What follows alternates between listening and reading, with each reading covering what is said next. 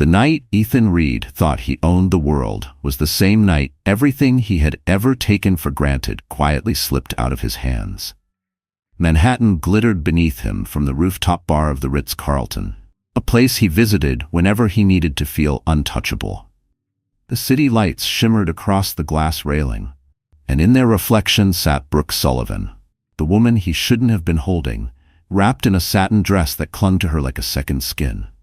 His iPhone lay face down beside a half-empty glass of Macallan, vibrating with unread messages from a wife he had long stopped appreciating. Brooke laughed at something he said, loud, careless, hungry for the life she believed he could give her. Ethan smoothed a hand over the front of his tailored jacket, the faint scent of Dior cologne mixing with the cool night air. He felt invincible. He'd just closed a major deal. His promotion to COO was practically guaranteed, and Brooke's hand on his thigh only fed the fantasy that he was the kind of man who deserved more than the ordinary life he had at home. He didn't know Olivia Parker was no longer waiting in that life. By 3 a.m., after a private dinner on Fifth Avenue and whispered promises Brooke believed were real, Ethan finally slipped into the back seat of a black Mercedes. The city blurred past the window. Central Park, Columbus Circle, the long stretch of dark river, while Ethan rehearsed the usual apology he'd give Olivia. Something about a client emergency, maybe networking ran late. She always forgave him. She always stayed. But tonight, the house felt wrong the moment he stepped inside. Too quiet, too still, too clean. He tossed his keys onto the entry table and called out her name. No answer. A soft draft brushed his face as he walked deeper into the living room. The bookshelf looked thinner. The throw blanket she always kept on the couch was gone. His chest tightened, but he told himself she'd probably reorganized again. Olivia loved tidying when she was stressed. He turned into the kitchen and stopped moving altogether. On the marble island, beneath the warm glow of the pendant lamp, sat a small stack of papers and a single silver ring. His ring, the Tiffany band he had taken off earlier, now lay neatly beside the divorce papers she'd already signed. A USB drive rested on top, like a quiet period at the end of a long sentence. Ethan's throat went dry. He reached for the papers, hands trembling, heart pounding as he skimmed the page. Dates, screenshots, photos, evidence, every lie he thought he hid, every secret he believed she'd never uncover. Then he saw her handwriting on a small note. I won't scream. I won't beg. I'm done. A chill sliced down his spine. And that was when Ethan understood. Olivia hadn't left out of anger. She had left because she finally realized she deserved more than the man who had taken her for granted. And he was about to learn just how much he'd really lost. Before betrayal hollowed her out, before the nights of shaking hands and silent tears, Olivia Parker had been the kind of woman people described as steady. Not flashy, not loud, just steady. The daughter of a mechanic and a school librarian from Indiana, she grew up believing that love was something you built day by day, like a house weathering storms. At 33, she carried those values into the life she made with Ethan Reed. A small townhouse in New Jersey, a view of Manhattan's shimmering skyline from the bedroom window, and a hope that the future would be kinder than the past. Olivia had once been a senior marketing strategist in Midtown, known for her calm voice in chaotic meetings and her uncanny ability to read people. Her colleagues used to joke that she could spot a lie before it fully formed on someone's tongue. Ironically, that same gift failed her when she needed it most. She gave up her job 2 years before the night Ethan betrayed her. The decision wasn't forced, but it wasn't exactly free either. Ethan had just started his MBA, and they agreed she'd help cover tuition, manage the house, and start fertility treatments. An exhausting, emotional marathon she ran mostly alone. They told friends it was a mutual choice. In truth, it was a sacrifice Olivia made because she believed in their shared dream. She believed in him. Their home bore the marks of her quiet, hopeful touch. A small collection of paperback novels by the window. A ceramic mug she bought from a Brooklyn street vendor. A framed photo from their trip to Maine. Olivia, wind blowing her hair, Ethan kissing her temple. In that picture, she looked undeniably happy. And real happiness, she knew, was rare. Olivia's world revolved not around luxury, but around meaning. She used the same iPhone for 4 years, the same MacBook Air since college. Her favorite mornings were simple ones: coffee in a chipped mug, watching the sun rise over the skyline, a moment of stillness before the day's demands swallowed her whole. But life had bruised her more than she ever admitted. The miscarriage was the wound she hid deepest. It happened quietly, on a rainy Thursday afternoon while Ethan was at a networking event in the city. She called him, voice trembling. He promised he would come home, but he didn't. Not until hours later. He apologized, blamed traffic, blamed timing, blamed anything but himself. And Olivia, exhausted and grieving, let it go. She always let it go. After that, she stopped talking about having children, stopped talking about her dreams, stopped talking about herself at all. Little by little, her life shrank to the size of Ethan's ambitions. She cooked his meals. She organized his schedules. She listened to his frustrations, his complaints, his ever-growing hunger for status and recognition. She made their home soft so he could go out and be sharp. She made herself small so his world could feel large. But she never expected that the man she built her life around would betray her so thoroughly. Still, traces of her old brilliance remained, just waiting for the moment she'd finally remember who she was. On nights when Ethan worked late, Olivia would sit alone at the kitchen table with scraps of paper, sketching ideas for mobile products she would never build, writing slogans she would never pitch. Ethan sometimes glanced at them and murmured, "You're so good at this, Liv." But the next morning, he'd go back to treating her like she was someone living on the sidelines of his greatness. She didn't know then that one of those sketches, drawn on a Starbucks napkin, would one day become the weapon that saved her. She didn't know she was stronger than the storm coming. And she didn't know that losing Ethan would become the beginning of a destiny she never imagined. The world Olivia Parker lived in wasn't glamorous, not the way Ethan liked to pretend it was. Their townhouse in New Jersey sat on a quiet street lined with maple trees, the kind of place where neighbors waved while walking their dogs and kids rode bikes until dusk. From the bedroom window, you could see the Manhattan skyline shimmering in the distance, a reminder of the life Ethan wanted, and the life Olivia thought they were building together. Every morning began the same way. Olivia would wake before sunrise, wrap herself in a soft gray cardigan, and pad into the kitchen, where the single under-cabinet light glowed like a night lamp. She'd grind fresh coffee beans, letting the familiar scent settle her nerves, and open the curtains just in time to watch the first light spill over the city. On the counter sat her old MacBook Air, always half-charged, always waiting for ideas she rarely allowed herself to finish. But across the river, Ethan moved in a different world. A world of glass towers, tailored suits, and power breakfasts at the Four Seasons. His office on the 42nd floor overlooked the financial district. A sleek standing desk, a Mont Blanc pen laid carefully beside his MacBook Pro, and a framed certificate from his MBA program hung proudly on the wall. Everything in that space made him feel like someone who belonged at the top, and everything at home made him feel trapped. Olivia didn't realize it at first. She was too busy managing fertility appointments, cleaning out the guest room to convert into a nursery they might never need, and clipping coupons to keep their finances afloat after pouring most of her savings into Ethan's degree. Meanwhile, Ethan spent his days surrounded by people who fed his ego. Executives who praised his strategic mind, young consultants who admired his confidence, and colleagues who joked that he was 5 years away from running the whole company. It was in those boardrooms and rooftop lounges that Ethan began to drift toward the version of himself he liked better. One untethered by responsibility, routine, or the quiet steadiness of the wife waiting at home. The cracks in their marriage weren't sudden. They appeared slowly, like hairline fractures in glass. First came the late nights. Ethan claimed he needed to stay ahead of the curve, that those who wanted promotions had to work twice as hard. Olivia believed him. She packed him dinners in glass containers, texted reminders to take breaks, and told herself this sacrifice would pay off. Then came the missed appointments. He skipped fertility consultations, rescheduled doctor visits, and ignored the folder she created with treatment options. He always had a reason. Meetings ran long, clients needed him, a senior partner called at the last minute. But the worst part wasn't the excuses. It was how small she felt each time he made her feel dramatic for wanting him there. Their home, once warm and filled with conversation, grew quieter. Olivia found herself sitting alone more often, at the dinner table, on the couch, in the car outside the pharmacy.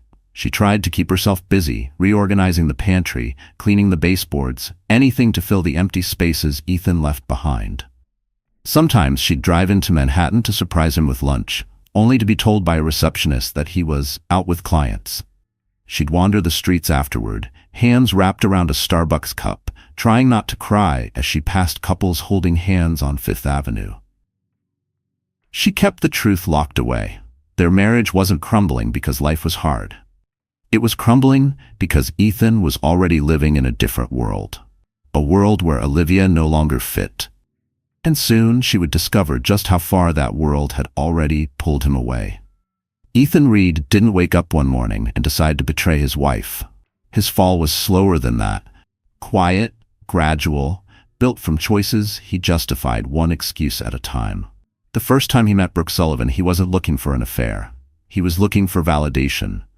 The kind Olivia no longer gave him because she was too busy holding their life together. It happened during a quarterly strategy retreat in Midtown, held on the 35th floor of a glass-walled conference center. Executives in tailored suits tapped away on MacBook Pros, sipping catered lattes while screens flashed with stock tickers and projections. Ethan thrived in this environment. Here, he wasn't a husband with responsibilities, he was a rising star. A man people listened to, a man people stood up straighter for. Brooke entered that world like a spark to dry leaves. She was 27, ambitious, with sharp green eyes that scanned a room the way a hunter tracks movement. Fresh out of a consulting firm in Dallas, she had fought her way up, and she wasn't shy about wanting more. When she spoke during her first breakout session, calling out a flawed projection with data to back it up, the entire room turned. Even Ethan. She noticed. Later at the coffee bar, she approached him first. "You're Ethan Reed, right? VP of Strategy?" The flattery was subtle but perfectly timed. Ethan, exhausted from the strain of impressing the senior partners, soaked it up. Brooke complimented his insights. She laughed at his jokes. She asked questions as if his opinion mattered more than anyone else's in the building. With Olivia, conversations had become practical. Bills, doctor visits, grocery lists.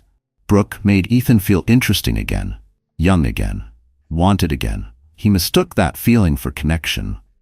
What started as professional respect became flirtation. Late-night messages about work turned into personal confessions. Ethan told himself it wasn't cheating since nothing physical happened, but emotionally the line was already crossed. Meanwhile, Brooke was studying him. She saw the expensive watch, the confidence, the early promotion track. She saw a man whose orbit could lift her higher than she could climb on her own. She knew his weaknesses, his pride, his hunger, his need to be admired. She fed them gently, like hand-feeding a lion. Her friends warned her, "Don't get involved with executives," one said. "They'll use you." But Brooke wasn't naive. She thought she was using Ethan too. A mutual transaction. A shortcut in a world where shortcuts were rarely offered to girls like her. The first time Ethan and Brooke crossed the line was during a company happy hour. A dim bar in the financial district, warm lights reflecting off glass tables. People left one by one until only a few remained. Brooke sat beside him, closer than necessary, her perfume, jasmine and something darker, wrapping around his senses. She told him she admired how hard he worked, how brilliant he was, how successful he'd become. Olivia had once said those things too, but that was years ago. Their first kiss wasn't romantic, it was reckless.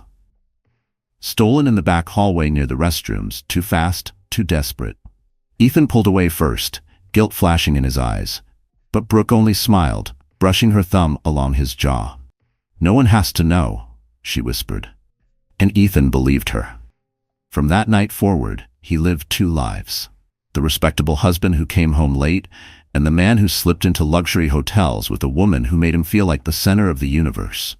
He told himself Olivia was fragile, too emotional, too consumed by the miscarriage to understand him. He convinced himself he deserved this, that this affair was temporary, that he could control everything. But he didn't see the truth. Brooke wasn't just a mistake. She was the first domino, and once it fell, his entire world would go with it. The moment Olivia Parker realized something was truly wrong didn't come with fireworks or shouting. It came on an ordinary Wednesday afternoon. The kind of day where the sky looked tired and the air tasted like rain. She was folding laundry in the bedroom, the soft hum of the dryer filling the silence, when she noticed a small smear of lipstick on the inside collar of one of Ethan's shirts. A shade of deep rose. A color she had never worn a day in her life. Her heart paused, but her hands didn't. She kept folding, smoothing the fabric the way she used to smooth her worries. When Ethan got home that night, she asked gently, "Whose lipstick is this?" He didn't even blink. "Client hugged me goodbye. She was drunk.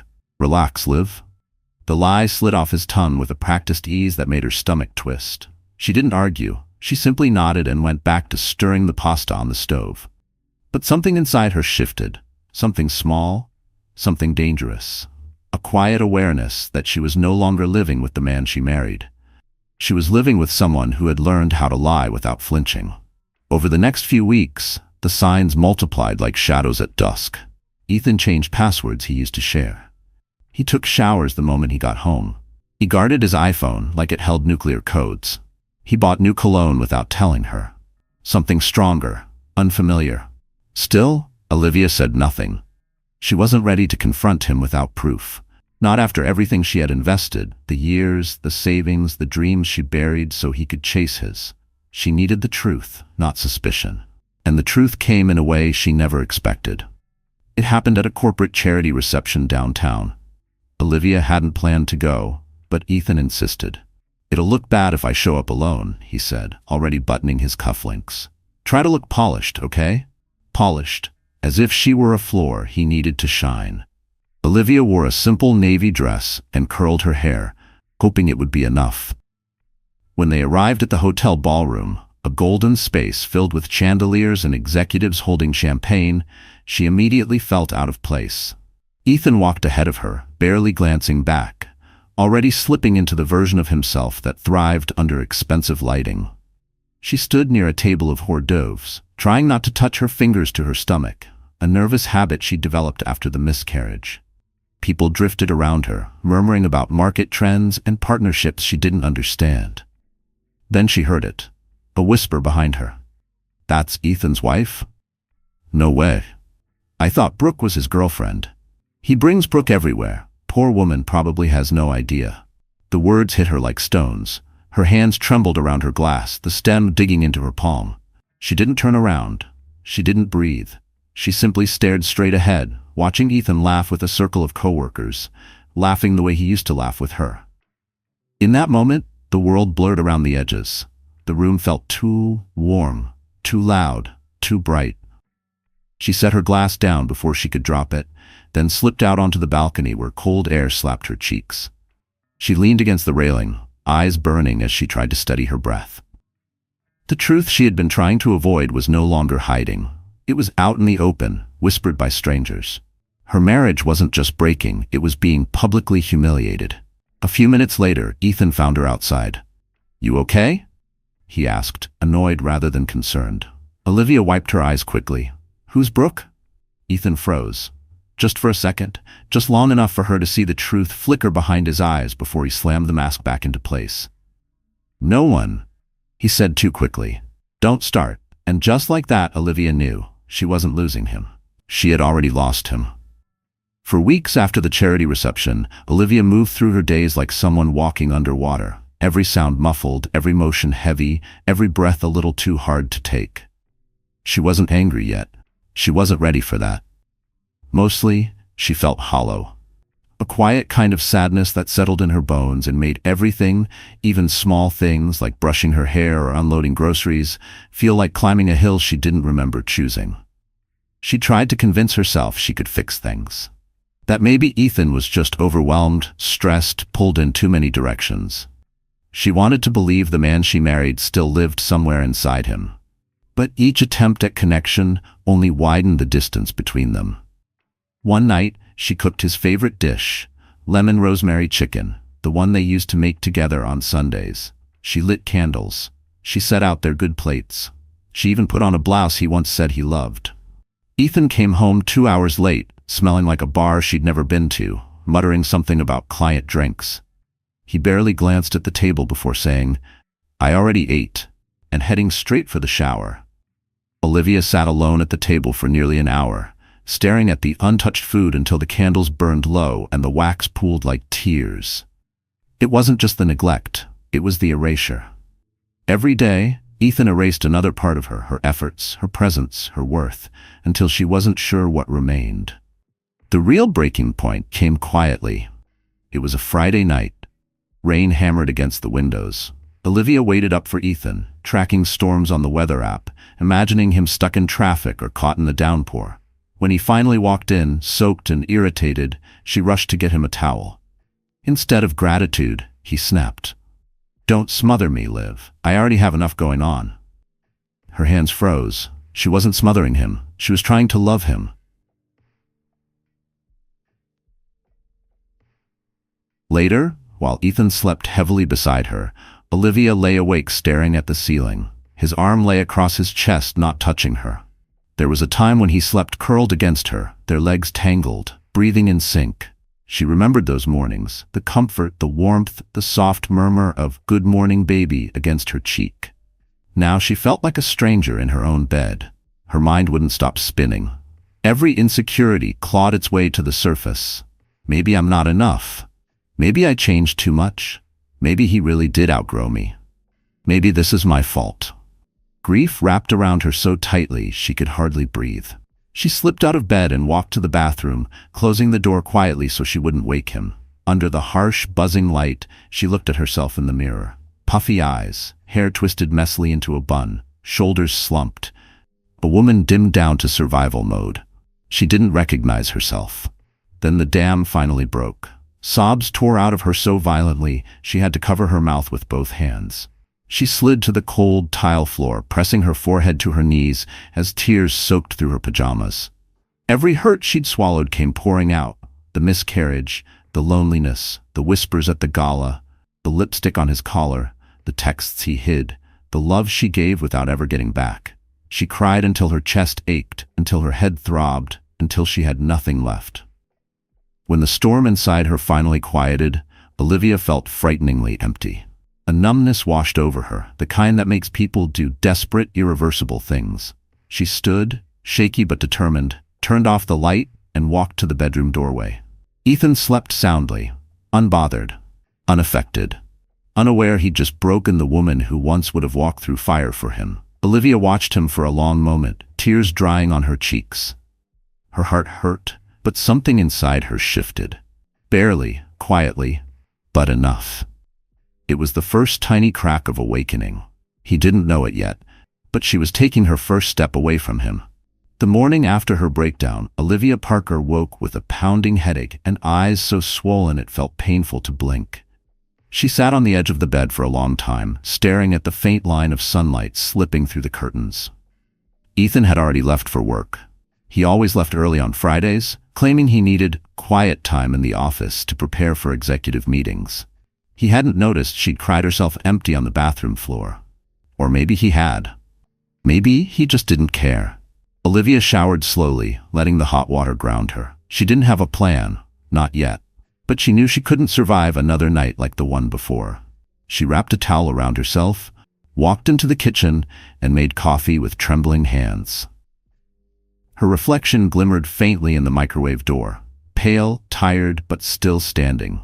Then something unexpected happened. Her phone buzzed with a notification from an old Gmail account she rarely used anymore, an inbox she had almost forgotten existed. She frowned, tapped the screen, and froze. It was an automated reminder from a cloud archive service. Your saved file from 5 years ago has been restored. Attached was a preview thumbnail. A crumpled Starbucks napkin with a mobile app flow drawn in black ink. Her handwriting, her arrows, her annotations. Olivia's heart lurched. She remembered that night. Ethan pacing around their tiny apartment, complaining that his team couldn't figure out an onboarding issue. She had grabbed a pen and sketched a simple, intuitive pathway. Ethan took a photo, kissed her forehead, and said, "You're a genius, Liv." Seriously. He never mentioned that sketch again. Not when he pitched a new product direction at work. Not when he won Employee of the Quarter. Not when he described the app's growth as the result of my leadership. And definitely not when he started staying out late with Brooke. Olivia clicked the archived image. It opened in full resolution, time-stamped, synced, and authenticated. She scrolled down and saw the message she had once emailed to herself. "Just in case Ethan forgets, this was my idea." Her throat tightened. Her past self had protected her future without even knowing she would need saving. She stared at the napkin sketch as if it were a lifeline, because in a way it was. Proof. Real proof. Proof of intellectual contribution. Proof that the man she loved had taken more than loyalty. He had taken credit, opportunity, recognition. He had stolen her brilliance, and something inside her snapped. Not in despair, but in clarity. Olivia stood up straighter. Her pulse steadied. The fog in her mind began to lift, replaced by a sharpness she hadn't felt in years. This wasn't just about betrayal anymore. This was about theft. About dignity. About reclaiming everything she had given up so willingly. She changed clothes, grabbed her tote bag, and walked out the door with her laptop tucked under her arm. She didn't know exactly where she was going until she found herself standing outside a glass building on Park Avenue. A law firm. The same one she had bookmarked late one night while crying quietly in the living room. Inside the marble lobby, she felt small, like a woman who didn't belong among polished floors and leather chairs. But she forced herself forward, checking in at the front desk. Minutes later, Olivia sat across from a divorce attorney with kind eyes and a voice that somehow softened everything without weakening it. "I don't know what to do," Olivia whispered. "Let's start with what you have," the attorney replied gently. "Show me." Olivia opened her laptop and placed the napkin sketch between them like a confession. The attorney's eyebrows lifted almost immediately. "This," she said slowly, "is more powerful than you realize." For the first time, Olivia felt a flicker of something other than pain. She felt possibility. She felt the ground shifting beneath her feet, not collapsing, but opening. And somewhere deep inside, a voice she hadn't listened to in years finally spoke. "He took from you. Now take your life back." Olivia stepped out of the Park Avenue law office, feeling like someone had rearranged the ground beneath her feet. Not in a frightening way, but in a way that made her see the city differently. The taxis, the steam rising from subway grates, the towering glass buildings, they all looked sharper, louder, more real. She wasn't the same woman who had walked in trembling 20 minutes earlier. She had a plan now, or at least the beginning of one. Her attorney had given her a list of documents to gather: bank statements, Ethan's compensation packages, email exchanges, anything related to the app idea. "Knowledge," the attorney had said gently, "is leverage." Olivia walked toward the corner Starbucks, repeating the phrase like a mantra. Leverage. She ordered a black coffee and sat by the window.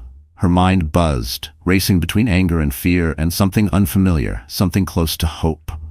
She reached for her phone, intending to call Emma, but her screen lit up before she could dial. A text message from an unsaved number. "Liv? It's Noah. I saw you outside the building. Are you okay?" Her breath caught in her throat. Noah Carter. She hadn't seen him up close in years, just from the occasional LinkedIn update or news article about his fintech company. Back in college, he had been her closest friend. They studied together, shared late-night pizza, even almost kissed once. But life had pulled them in different directions. She chose Ethan, believing security was safer than uncertainty. Now, uncertainty felt like her only escape. She typed a quick reply, and 5 minutes later, Noah walked into the Starbucks. He looked older, more polished, dark gray suit, crisp white shirt, a Mont Blanc pen clipped neatly in his jacket pocket. Success suited him, but his smile hadn't changed. It was still warm, steady, sincere, he said softly, pulling out the chair across from her. "You look tired. What's going on?" For a moment, Olivia couldn't speak. The kindness in his voice cracked something inside her, and she had to blink hard to keep from crying. Noah waited quietly, folding his hands in that patient way she remembered. She inhaled and told him everything. Not dramatically, not bitterly, just honestly. The late nights, the lies, the lipstick, the whispers at the gala, the napkin sketch, the attorney, the evidence piling up like a storm she never asked for. When she finished, Noah sat back in his chair, silent for a moment. "Olivia," he finally said, voice low, "you should have called me sooner." She let out a weak laugh. "I didn't want to drag anyone into this." Drag me? Noah shook his head. You forget, I always wanted to be in your life. Her cheeks warmed. She looked away, gripping her coffee cup. She wasn't ready for anything beyond survival. But those words, they softened something she'd thought was gone forever. Before she could respond, Noah leaned forward. Liv? Your idea, the napkin sketch, it's good. Really good. And if Ethan's company is building on it, you're sitting on something powerful. She swallowed. So everyone keeps saying. But here's what they won't say, Noah continued. You don't have to fight for scraps of what's yours. You could build your own version. Better, clean, independent. Olivia blinked. Me? Start something? Why not? His smile was small but certain. You understand users better than half the people running teams today. You're intuitive, smart, and frankly, Ethan never deserved your mind. She laughed nervously. I'm not a CEO. You weren't a wife to a dishonest man either, Noah said gently, but you played the part until it broke you. You can learn to play a role that builds you. Olivia stared at him, at the city behind him, at the life she still had a chance to reclaim. A storm rumbled overhead, distant thunder shaking the windows. People rushed inside to escape the drizzle. Olivia felt the air shift, cooler, heavier, full of change. Noah reached into his briefcase and slid a business card toward her. Not his personal one. A different one. Come to my office this week, he said. Let me show you how we can turn what he stole into something that belongs entirely to you. Olivia held the card between her fingers. For the first time in months, she felt something steady inside her. A new beginning, a new ally, a new path. And she wasn't walking it alone. For most of her life, Olivia Parker had never been the kind of woman who reinvented herself. She didn't cut her hair after heartbreak, didn't buy new wardrobes after promotions, didn't drown her feelings in impulsive decisions. She survived by holding steady. But after the meeting with Noah, something inside her shifted. Not wildly, not recklessly, but with a quiet determination that felt foreign and powerful. It began subtly. The next morning, Olivia woke before the alarm, pulled her hair into a loose bun, and opened every window in the townhouse she still shared with Ethan. Letting cold autumn air rush in felt like letting something stale finally leave her chest. She stood in the doorway of the walk-in closet, scanning rows of clothes she hadn't worn in months. Most of them reflected the woman she'd become for Ethan. Soft sweaters, conservative blouses, muted colors, practical shoes. The clothes of someone who didn't want to take up space. But tucked in the back corner was a dress she'd bought years earlier. A fitted black sheath she never wore because Ethan once said it looked too bold for you, Liv. She took it off the hanger, touched the fabric, and felt her stomach flutter. She put it on. It fit perfectly. She stared at her reflection. The woman in the mirror didn't look fragile. She looked like someone who had survived something brutal, but hadn't been destroyed by it. She wasn't reborn yet. But she was waking up. That same afternoon, she booked a long overdue appointment at a small salon in Brooklyn, the kind with warm lighting and stylists who talk to you like a sister rather than a client.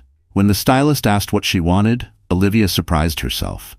I want to look like someone who stopped apologizing for existing.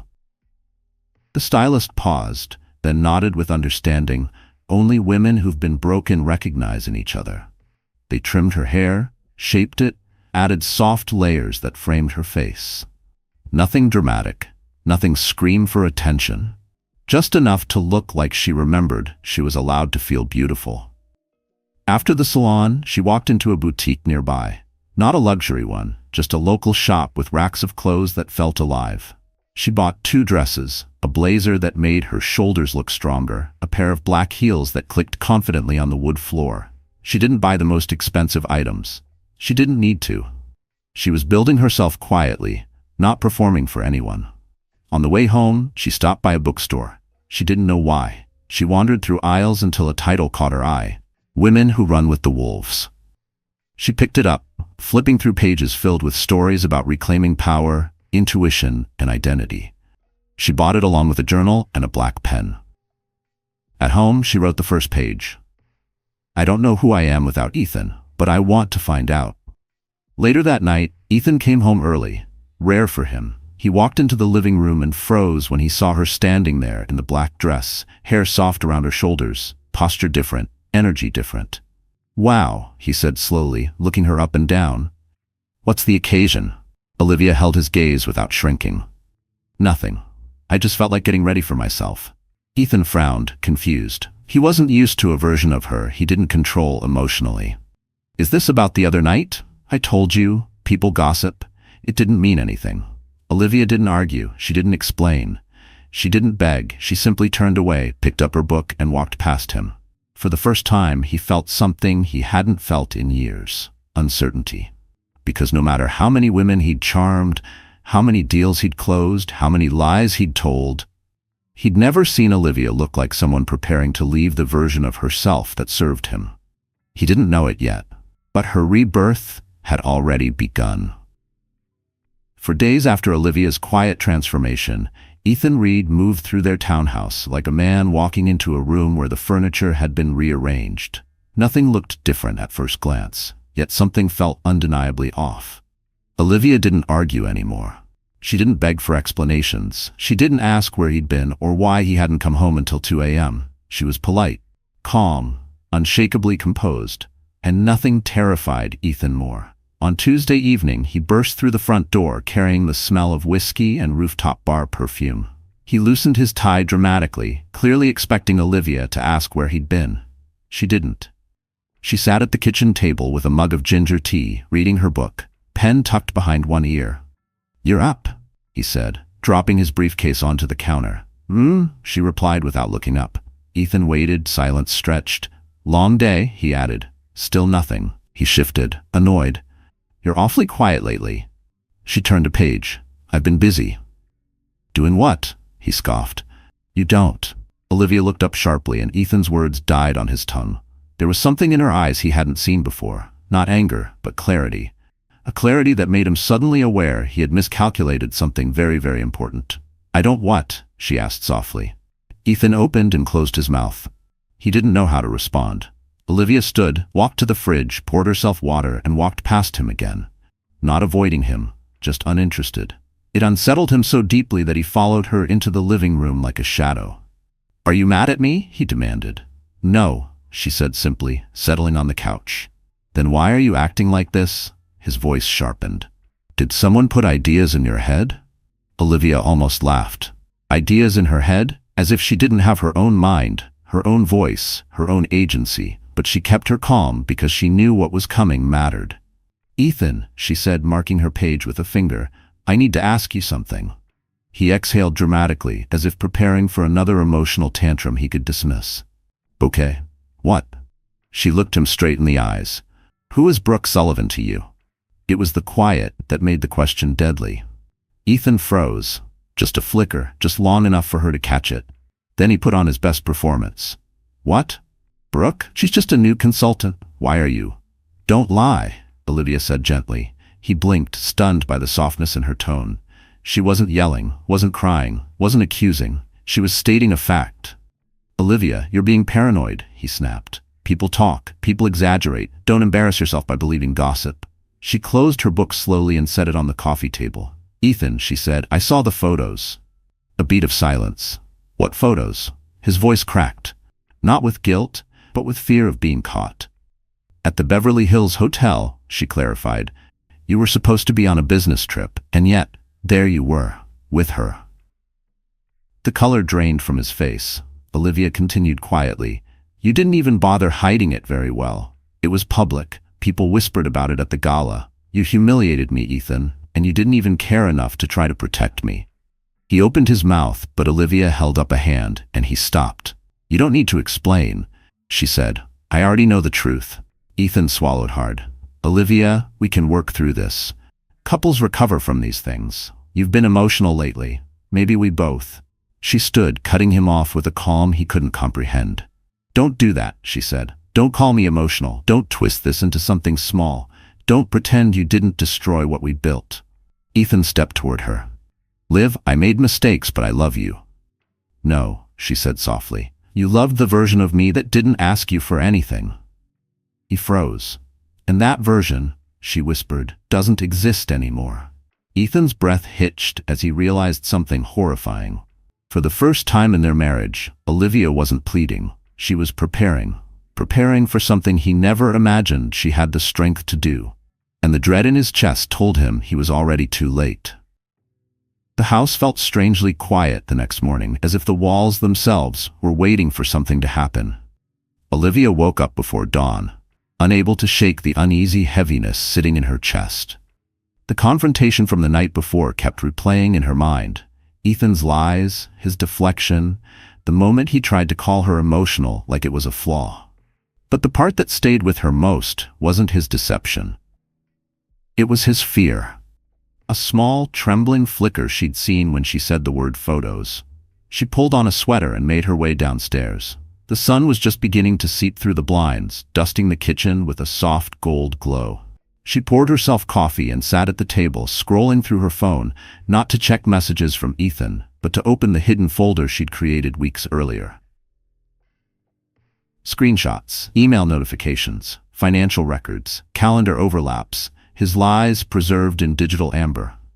One by one, she reviewed the files, steadying her breath. This wasn't obsession anymore. It was evidence. Evidence she would need.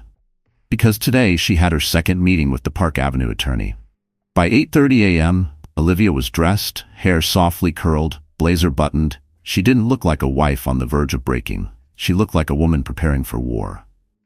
The law firm's marble lobby felt less intimidating this time. She sat across from her attorney, pushed up the folder across the desk, and calmly said on to proceed. The attorney smiled. Just a small one, but enough to say, "You're stronger than you think." They reviewed everything. Then the attorney asked, "Do you have proof the product flow was yours?" Olivia nodded, opening her laptop. She pulled up the old Gmail account, clicked the restored file, and turned the screen around.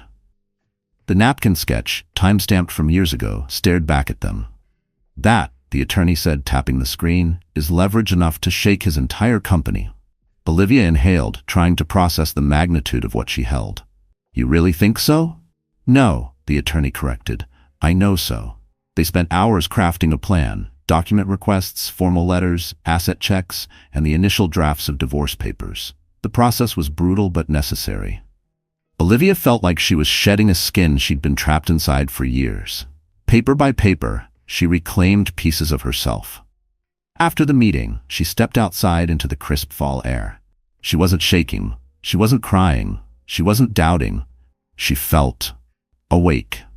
As she walked toward the subway entrance, her phone buzzed. A message from an unknown number appeared on the screen. "You don't know me, but you need to hear this. Ethan's been bragging at work that you're losing it, and he has everything under control. I thought you should know." No name, no context. Just truth. Olivia stopped walking. The message didn't hurt her. Not anymore. It clarified something she had ignored for too long. Ethan wasn't scared because he regretted hurting her. He was scared because he was losing control of her. She tucked her phone away and continued down the steps into the subway, weaving through the crowd. The train screeched to a stop, and she stepped inside, gripping the metal pole as the doors closed.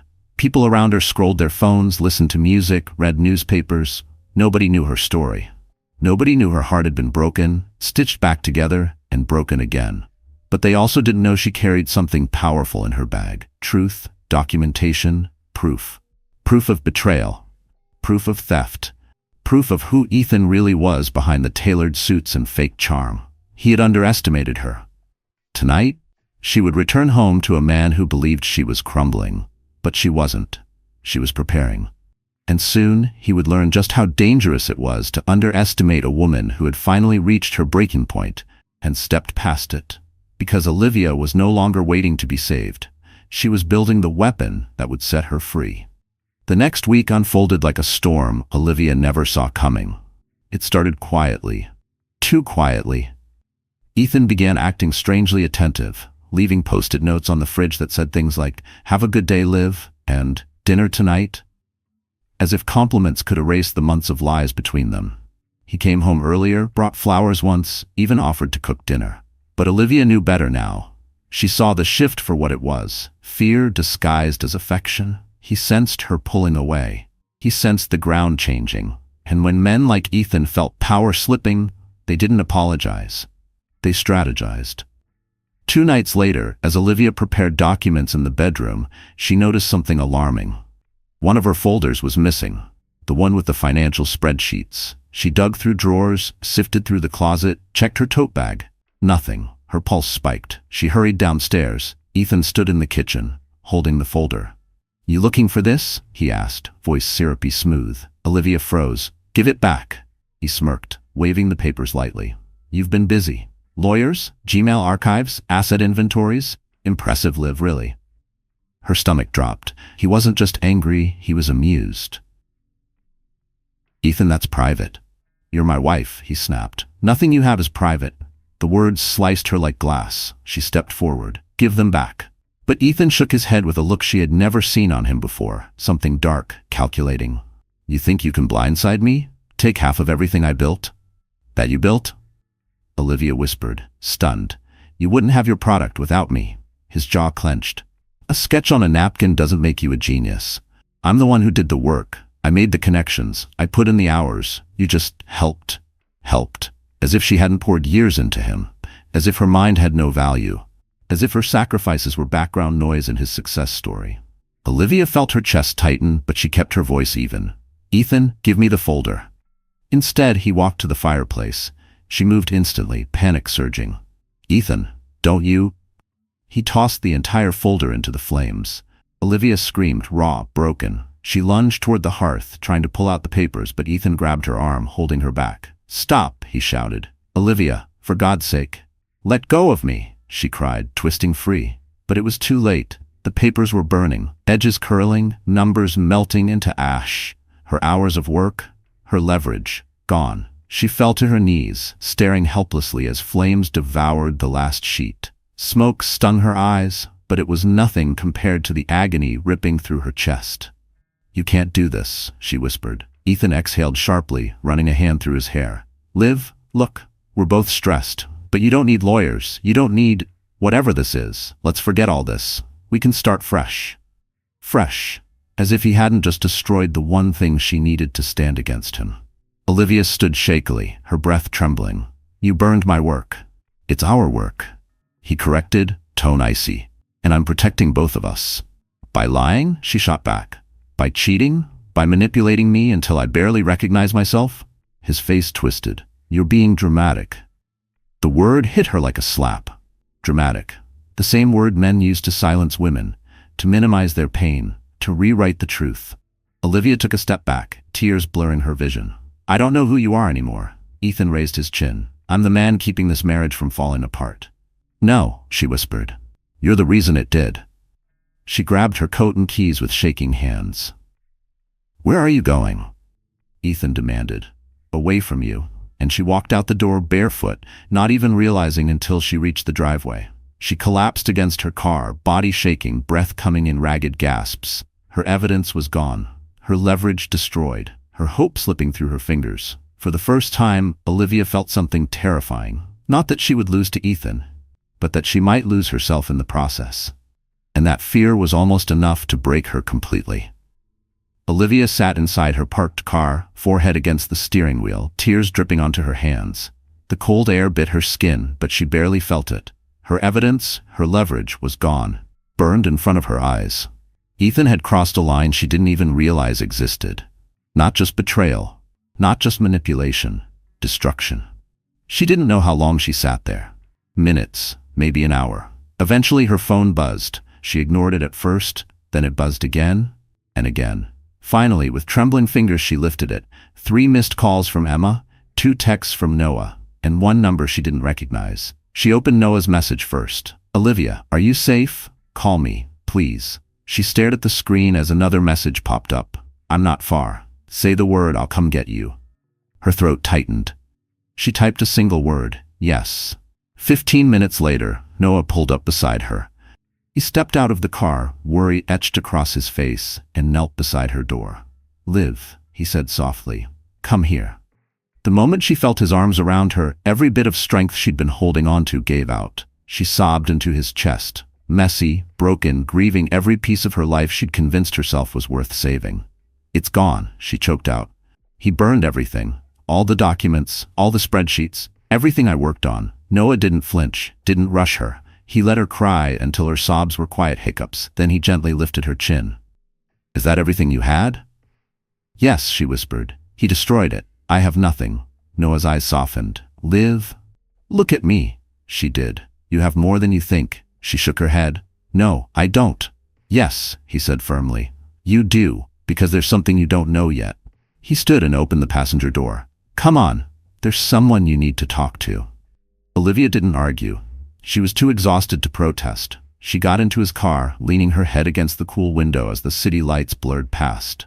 They drove to a quiet diner in Brooklyn, one that looked like it hadn't changed since the 80s. Inside, a woman sat alone in a corner booth, nervously stirring a cup of tea. Olivia froze. Brooke Sullivan, the mistress. Her heart slammed against her ribs. No, I'm not doing this. Olivia, Noah said gently. Just listen, please. Brooke stood quickly, eyes wide, guilt woven into every inch of her expression. Liv, Olivia, I'm not here to hurt you, I swear. Olivia's jaw clenched. You already did. Brooke nodded, tears burning in her eyes. I know, and I'm sorry. I'm not asking for forgiveness. I need to tell you something you deserve to know. Olivia sat slowly, guarded, arms crossed. Noah sat beside her, an anchor she didn't realize she needed. Brooke took a shaky breath. Ethan, he's lying to you, and not just about the affair, about everything. Olivia stared at her. Be specific. Brooke looked down at her hands. He told people at work you were unstable, so no one would question him. He bragged about stealing your idea. He's planning to say you had nothing to do with it. Olivia froze. Brooke continued, voice trembling. And the worst part? He's hiding financial misconduct. He's been manipulating numbers, padding reports. People are starting to notice, but he's blaming you for everything. Olivia's blood ran cold. Noah leaned in. Brooke has something else. Something that changes everything. Slowly, Brooke pulled out her iPhone, opened her voice memos app, and pressed play. Ethan's voice filled the booth. Clear. Cold. Arrogant. Olivia's too emotional to ever prove anything. The idea was mine, and even if she talks, no one will believe her. I'll make sure she looks unstable. If she pushes me, I'll bury her. Olivia's breath caught. Her hands trembled violently. Brooke's voice broke. I recorded it the night he said it. I thought he'd protect me. I was wrong. And when he threatened to throw me under the bus too, I realized what he really is. Olivia's eyes filled, not with sorrow this time, but with something deeper. A rising fire. This was more than proof. This was the weapon Ethan never saw coming. For the first time, Olivia straightened her shoulders and met Brooke's eyes. Thank you, she said quietly. You just changed everything. And for the first time, the fight felt winnable. The night of the Tech Innovation Gala arrived with the kind of crisp Manhattan air that felt charged, like something electric was waiting to break loose. The event was held at the Plaza Hotel, its grand chandeliers glowing like constellations across the ballroom ceiling. Journalists, CEOs, investors, and rising stars of the fintech world drifted across marble floors in tailored suits and shimmering dresses. It was the kind of room where reputations were made and destroyed. Ethan Reed walked in feeling invincible. He wore a black tuxedo, freshly tailored, a Patek gleaming arrogantly on his wrist. Beside him stood Brooke, playing the part one last time, though her smile hid a truth Ethan had no idea she carried in her iPhone. As they entered, cameras flashed. Investors shook Ethan's hand. Board members clapped him on the back. This is our year, Ethan. You'll be COO by summer. That product demo next month, game changer. Ethan soaked it in like oxygen. He had no idea he was breathing his last moments of power. Meanwhile, outside the hotel, a black car pulled up quietly. Olivia stepped out, the hem of her fitted midnight blue gown catching the light. Her hair framed her face in soft waves, her posture steady. She looked nothing like the broken woman Ethan had dismissed just weeks earlier. Noah Carter stood beside her, offering his arm, not as a savior but as an equal. He wore a charcoal suit, understated yet unmistakably powerful. The moment they walked through the double doors, conversations dipped, heads turned. A ripple moved through the crowd. Is that Olivia Parker? With Noah Carter? I heard she's launching her own startup. Didn't she used to be married to? Oh my God, yes, this is going to get messy. Olivia kept her chin high, pulse steady. Every step forward felt like reclaiming a piece of herself. Across the room, Brooke saw her first. Her breath hitched. She wasn't scared. She was relieved. Ethan followed Brooke's gaze and froze. The wine glass in his hand trembled. The confidence in his spine faltered. For the first time, he looked small. Olivia didn't halt when their eyes met. She didn't flinch. She simply walked past him, her hand resting on Noah's arm. The distance stung Ethan like fire. He forced a laugh. "Liv, what are you doing here?" Olivia stopped only long enough to give him a polite smile. Polite in the way ice is polite before it freezes a lake solid. "Living my life," she said softly. Ethan's jaw tightened. "You can't be with him. You don't belong in." But she was already gone, swallowed into a circle of investors and executives eager to speak with her. Noah introduced her as the founder of Parker Ledger, her startup, her vision, her brilliance. People asked questions. They listened when she spoke. They admired her, genuinely, not performatively. It was everything Ethan had stolen from her. And now she glowed with it. The turning point came during the keynote presentation. The giant screens lit up, displaying slides from several rising companies. Ethan stood ready, expecting his firm to be called for the upcoming product announcement. Instead, "Ladies and gentlemen," the announcer said, "tonight we spotlight a revolutionary new fintech platform, democratizing security and financial access through user-centered design. Please welcome Parker Ledger." Olivia's logo filled the screen. The room erupted. Gasps, applause, whispers, cameras flashing like thunder. Ethan's face drained of color. Brooke stepped back from him, her expression unreadable.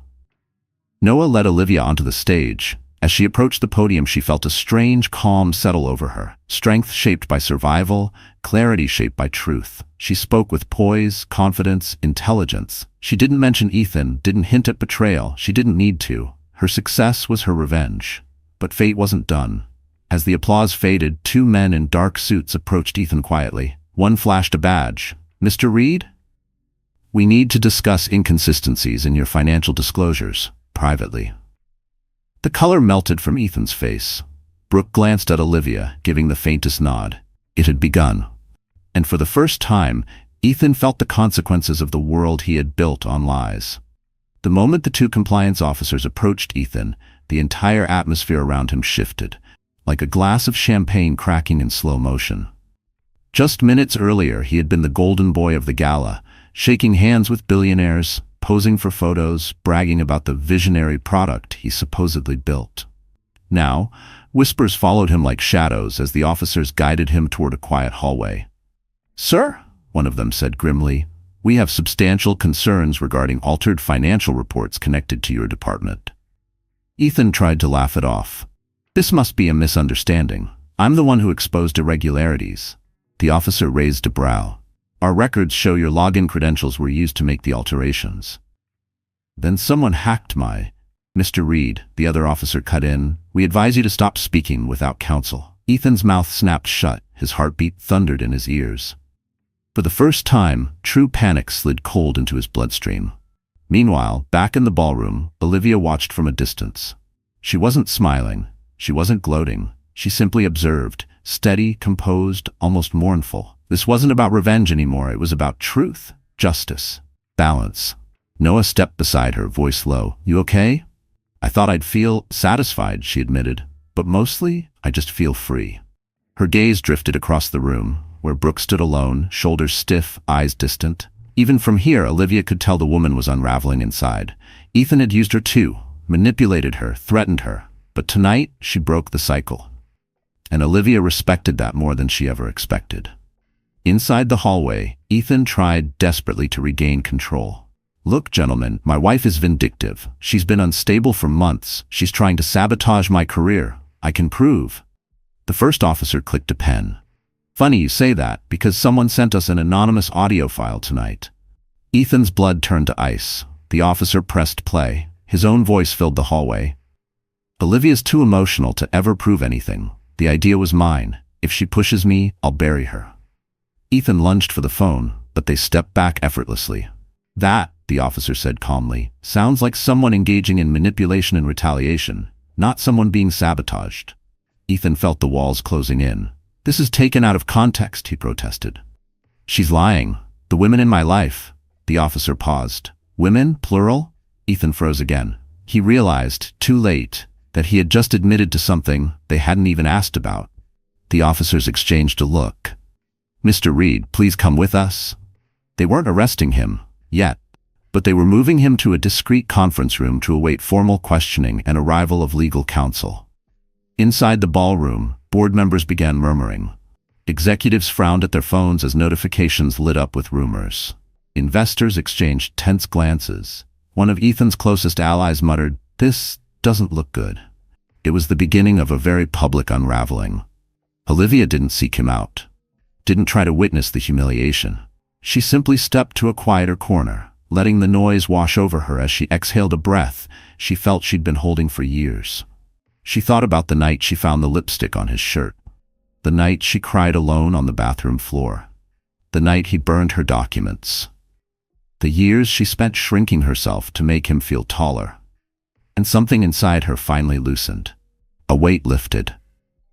Noah approached her again, handing her a glass of sparkling water. "It's done," he said softly. She nodded. "It's starting." He studied her face. "You handled tonight with more grace than most people would." Olivia smiled faintly. "Grace kept me alive when rage would have killed me." Silence settled between them, comfortable this time, not heavy. Across the ballroom, people tried pretending nothing was happening, but every whisper circled back to the same thing. Ethan Reed was caught. Exposed. Finished. And everyone knew it.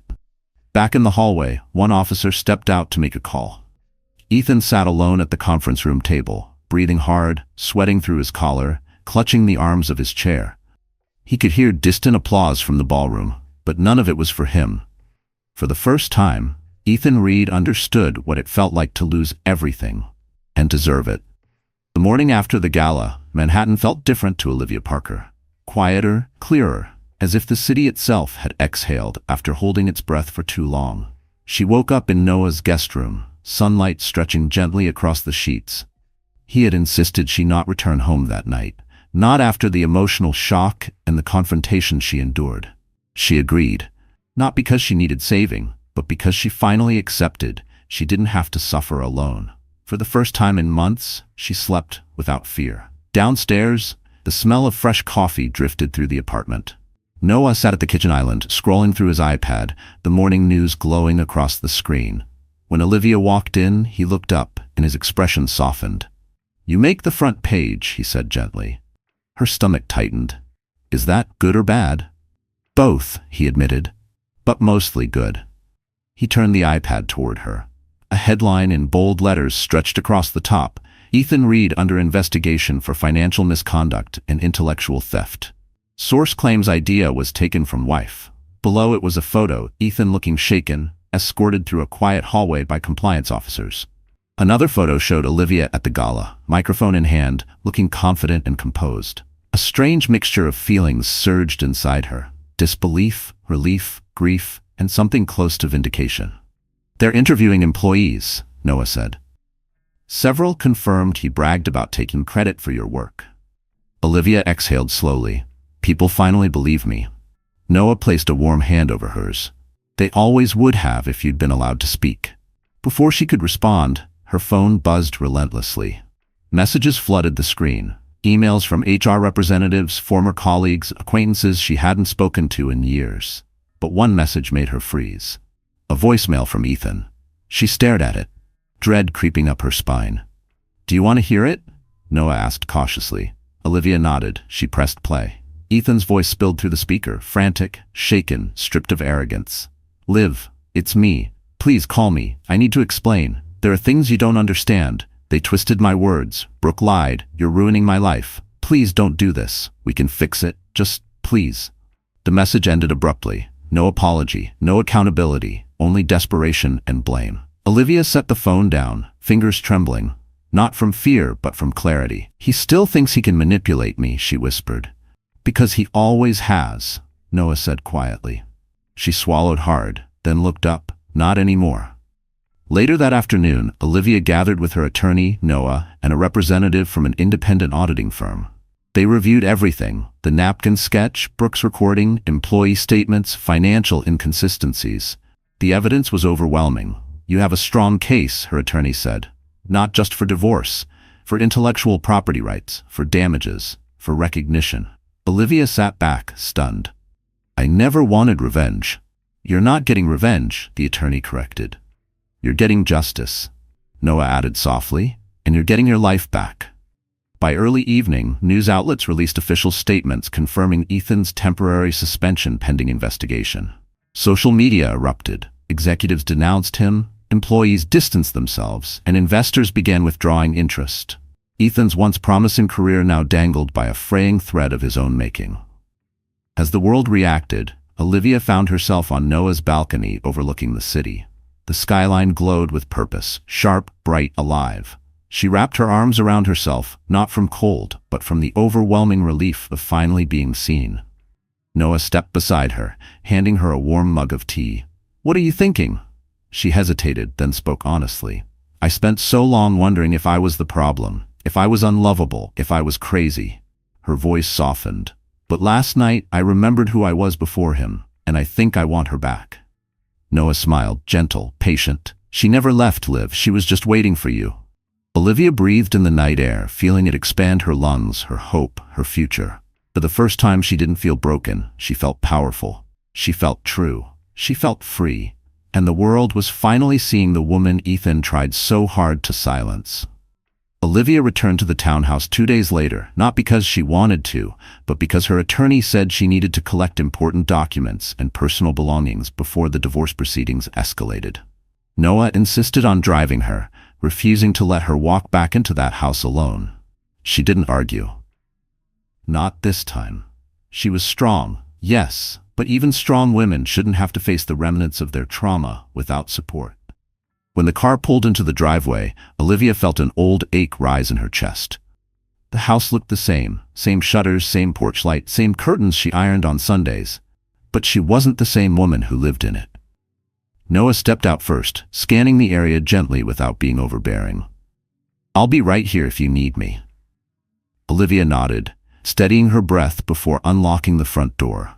The moment she stepped inside, she realized Ethan was home. His suitcase lay open in the hallway. Papers were strewn across the dining table. He looked like a man unraveling. Hair messy, shirt wrinkled, eyes desperate.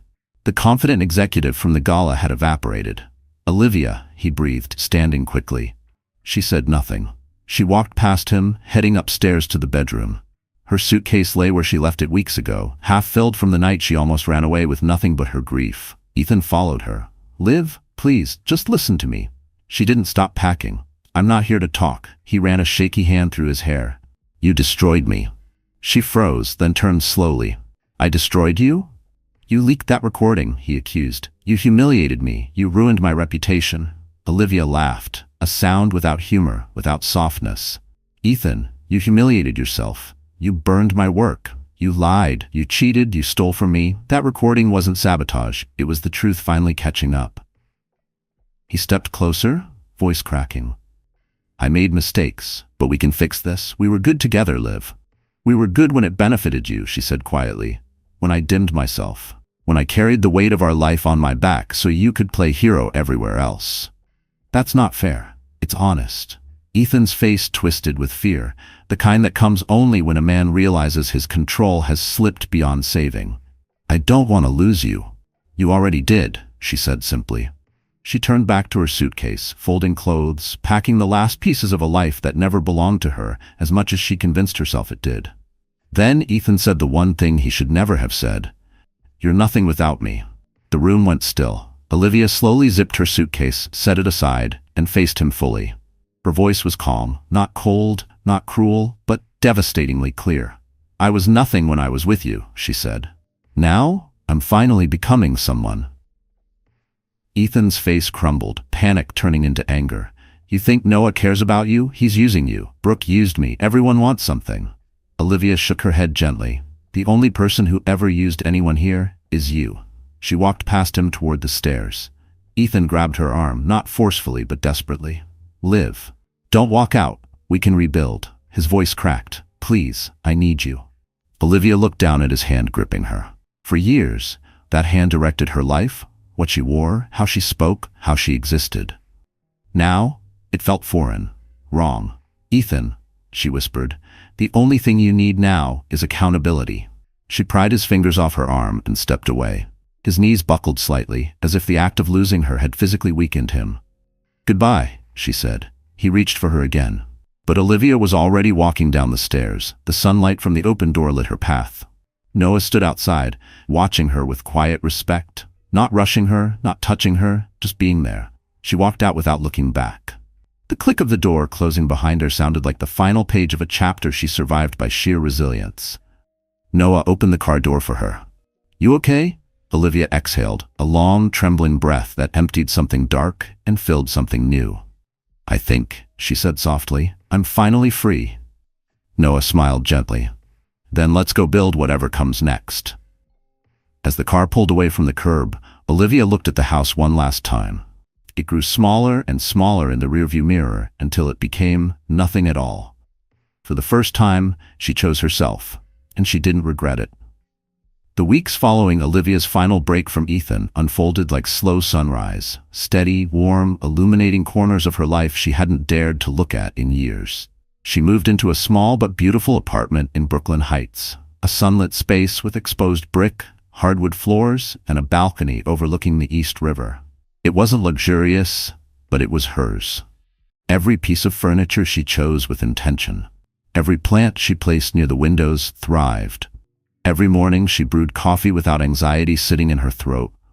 It was the first home she'd ever lived in that felt like freedom. Noah helped her move in, assembling shelves, carrying boxes, refusing to let her lift anything he considered too heavy for someone who's done enough heavy lifting in life already. But he never crossed a line. He never pushed, never hinted, never presumed. He simply showed up, patiently, quietly, consistently. One evening, while hanging a framed print above her desk, he said, "This place already feels like you." Olivia smiled softly. "I'm still figuring out what me looks like." "That's the best part," Noah replied. "You get to decide." And she did. Every day. Her attorney called with updates, Ethan's misconduct investigation expanding, multiple employees corroborating Brooks' recording, the board launching a forensic audit. Olivia listened without bitterness. Justice was working, slow but inexorable, and she didn't have to lift a finger. Her job was to build, and she was ready. Noah invited her to his office one morning, a glass-walled workspace on the 31st floor overlooking the skyline. He introduced her to his team, a diverse group of young innovators who looked at her not with pity, but with respect. He gave her a tour, ending in a smaller conference room. "This," he said, placing a folder on the table, "is for you." Inside were the early-stage documents for Parker Ledger. Financial projections, UX drafts, development partnerships, intellectual property protections. It was real, tangible, the blueprint of a future she never imagined she could claim. Olivia's hand trembled as she read through it. "This is big." "It's yours," Noah said simply. "I'll help however you want, as a mentor, a partner, or not at all. This is your vision." Tears pricked her eyes, but not from sadness, from gratitude so deep it felt like healing. She spent the next weeks designing, planning, refining. Her MacBook Air became her constant companion, pages filled with ideas she once shoved aside. She met with developers, advisors, creatives. She rediscovered her voice in rooms filled with people who actually wanted to hear it. And slowly, Olivia transformed from a woman reclaiming what was stolen into a woman creating what she deserved. Meanwhile, the media shifted fully. Articles praised her innovation, her courage, her quiet dignity. Investors requested meetings. Women reached out sharing their own stories, stories of being overshadowed, silenced, dismissed. Olivia responded to as many as she could. Because she understood now, her story wasn't just hers. It was an echo of countless others. One afternoon, while reviewing prototypes, she received an unexpected email from Ethan's company's HR department. A formal apology, a written acknowledgement of her contribution to the early product concept, an official statement clearing her name of the lies Ethan spread. Her attorney followed up minutes later. "The board is offering you a financial settlement tied to your intellectual property." "It's generous, Olivia, very generous." She sat back in her chair, stunned. After months of torment, manipulation, and erasure, her name was being restored publicly. Not because Ethan wanted it, but because truth demanded it. Later that evening, Olivia stood on her balcony watching the sun melt behind the skyline. Lights flickered across the river, reflections dancing like small pieces of gold. Noah joined her quietly, handing her a warm cup of tea. "You did this," he said softly. She shook her head. "No, I survived it, and now I'm rebuilding." He smiled, "and doing damn well." Olivia leaned against the railing, letting the breeze brush against her skin. For the first time in years, she felt whole. Not waiting, not hoping, not breaking. Becoming. And the world was finally rising with her. The day Ethan Reed's world officially collapsed did not arrive with sirens or cuffs. It arrived quietly, like a blade slipped between ribs when he least expected it. Olivia wasn't present for any of it, but the pieces of the story reached her slowly, carried by news alerts, messages from former colleagues, and a brief call from her attorney. It began on a Wednesday morning. Ethan arrived at his office building wearing a wrinkled suit, dark circles bruising the skin under his eyes. He barely slept anymore.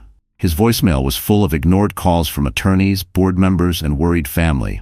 His reflection in the elevator doors looked like a ghost, pale, shaky, stripped of confidence. As he stepped onto the 42nd floor, silence greeted him. No greetings, no smiles, no nods of respect. People avoided eye contact, whispering behind conference room glass. He walked to his office and found 2 security guards standing inside. "Mr. Reed," one said, "we need your badge." Ethan blinked. "What? Why?" "It's not negotiable." His hands trembled. He slowly removed the ID lanyard he wore like a badge of honor for years. The guard took it, slipping it into a small envelope. Then Ethan noticed the envelope on his desk. His termination letter. Effective immediately. Cause: financial misconduct, tampered corporate records, unethical behavior, intellectual property theft, breach of fiduciary duty. The room spun. "No," he whispered, clutching the edge of the desk. "You can't fire me. I built this department. I built this product." A senior board member stepped into the doorway, arms crossed.